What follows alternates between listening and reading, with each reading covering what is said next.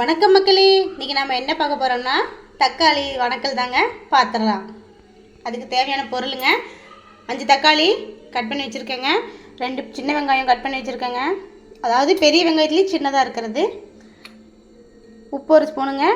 உங்களுக்கு காரத்துக்கு தகுந்த மாதிரி மிளகாய் எடுத்துக்கலாங்க. நான் ஒரு 4 மிளகாயை எடுத்து விதையை நீக்கிட்டு கட் பண்ணி வச்சுருக்கேங்க. கடலைப்பருப்பு, கடுகு, மஞ்சத்தூள், கருவேப்பிலை தழை.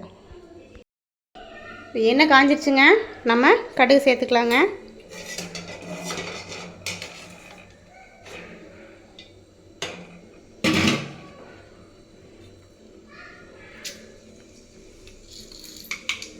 கூடவே கடலைப்பருப்பு சேர்த்துக்கலாம்.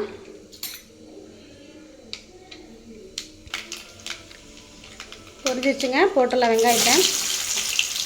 சிம்பிளாக சூப்பராக செஞ்சிடலாங்க. ஒரு தடவை ட்ரை பண்ணி பாருங்கள்.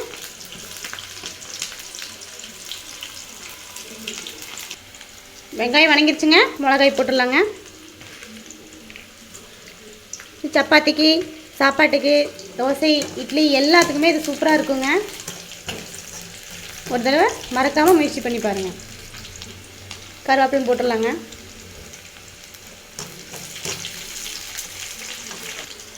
மஞ்சத்தூளும் போட்டுடலாங்க.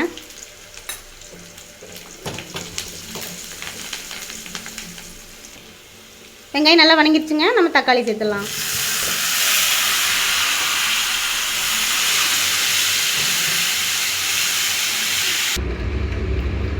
உப்பு போட்டுக்கலாங்க.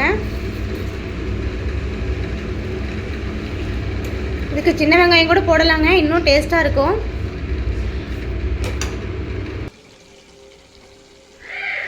நல்லா மூடி போட்டு வேக விடுங்க, அப்போ தான் நல்லா வெந்து வரும்.